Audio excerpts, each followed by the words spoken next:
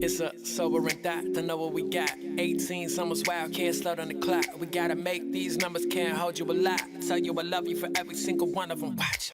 18 summers with you. I only got 18 summers with you. 365 days a year, but only 18 summers with you.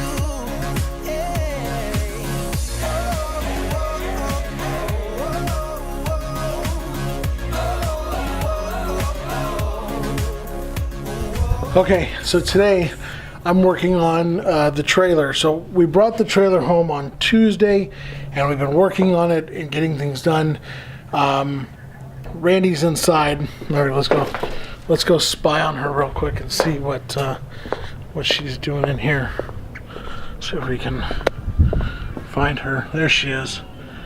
She's in working mode. All right, so Randy's in here doing floors, cleaning out vents. I get the privilege of going through and scraping gunk off the side, and I'm changing some lighting so you can see these lights here. So I did buy a system that, and it's LEDs, so I'm making a changeover. So I'm working on this because the problem I had was this: blinkers, brake lights, and hazards worked, tail lights did not.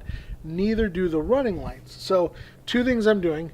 Number one, I'm changing these because I broke one of them anyway, so I'm just going to change them out. That may not solve the issue. A lot of people are suggesting it might be a connections issue. So I'm going to check that also. But since I have to do this, I'm going to go ahead and get this finished. So that's what I'm working on now. Okay, let's... I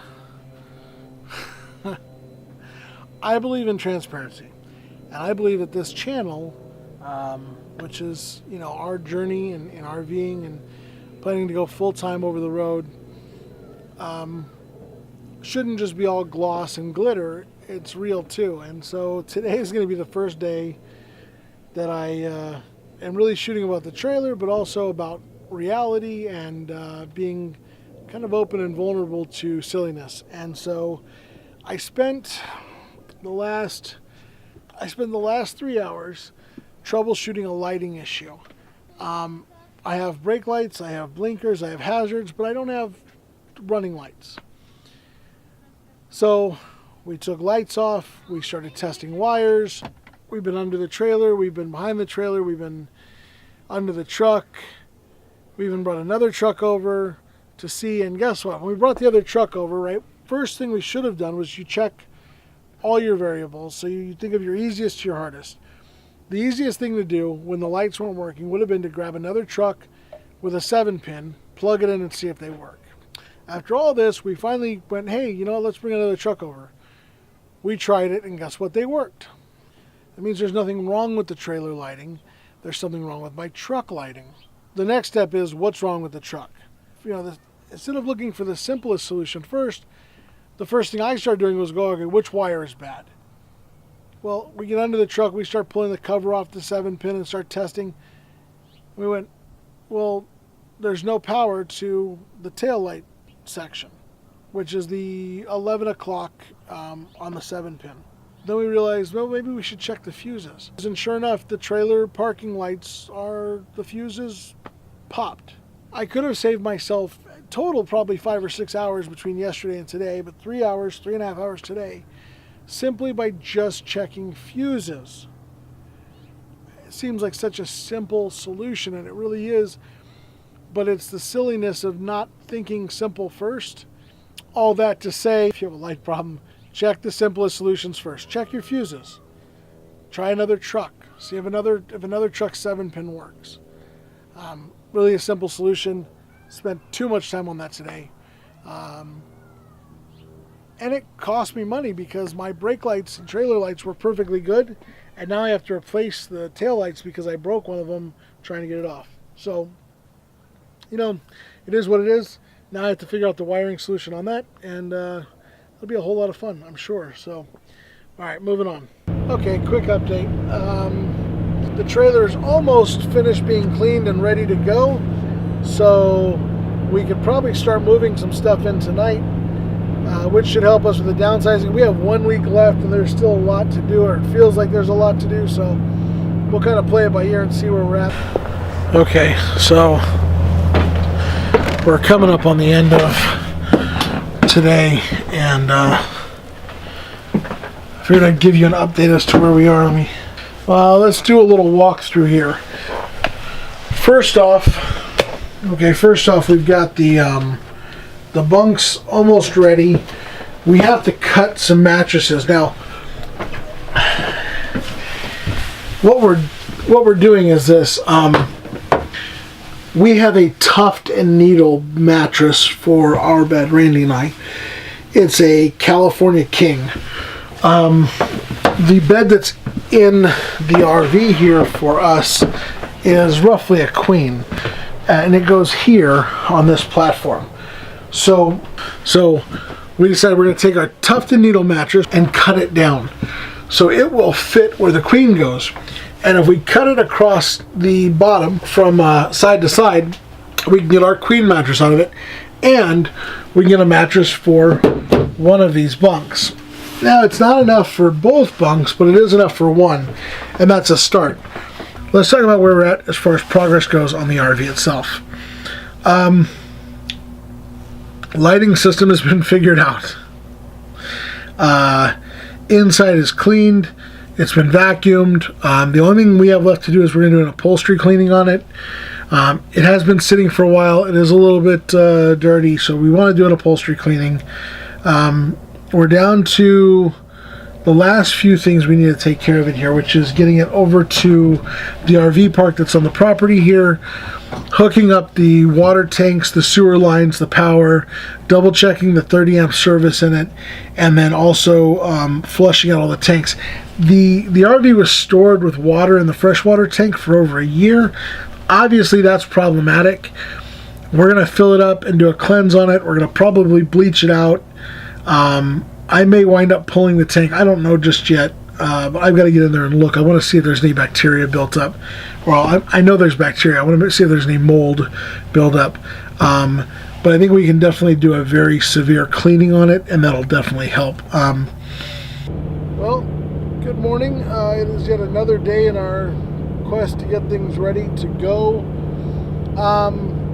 Today is one of the tougher days, and I think anybody who's making this transition realizes at some point that this is one of those days.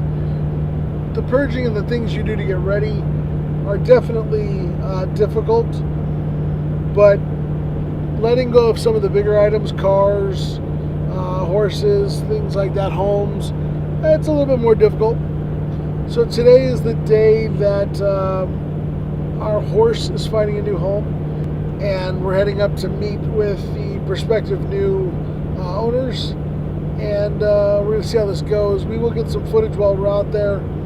This is definitely one of those points where it's a little bit tougher to deal with, and so if you're making this transition, if you're looking at going full-time and you have things like this that you care a bit more about than other things, just know that those times are going to come. They're difficult, but if your goals are the same, if you are looking to do this, then it's something that you realize is important and you want to embrace that time with your family, then sometimes you have to make the hard decisions, and that's definitely today is all about that. So we're heading out there now. When we get back, we are actually moving into the RV today, moving our personal belongings. We're not sleeping in it tonight, but we are moving a lot of our personal belongings in today. So we'll just we'll keep rolling.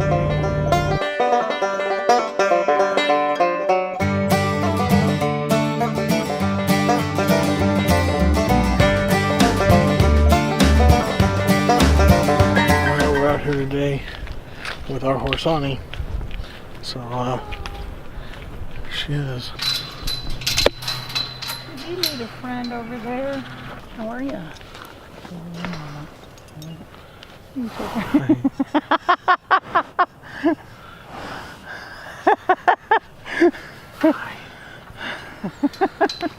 What is it? No, come here. Come on. For those of you who don't know, I bought Ani for Randy just about a year ago. And actually, a little over a year ago, in October of 2016, as an anniversary present. And she really is an amazing horse.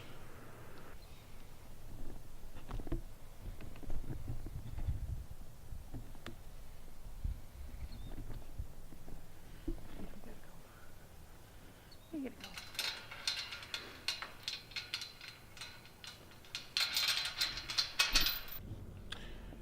Well, this is definitely the harder part of all this. Letting go of things that mean something to you is not ever easy.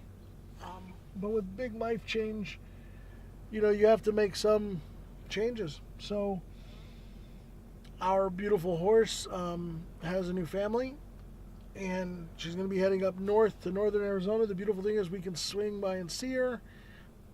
And, you know, it's super difficult because it's always emotional when you give up something you loved and cared for. But I think this also goes to show the resolve and amount of commitment it takes to set off with your family to recapture your time with them. We're on our way back home. It's 2:30. It's been a long midday, and we've got a lot to do at the house. We've got to do a lot of moving today. So the next step, moving forward, here we go. All right, guys, it's been a really crazy week, but today is Saturday, and we've gotten a lot accomplished. So now that the horse is sold and we are moving into the travel trailer, we're moving our items into it, I really feel like we're in a good progression here.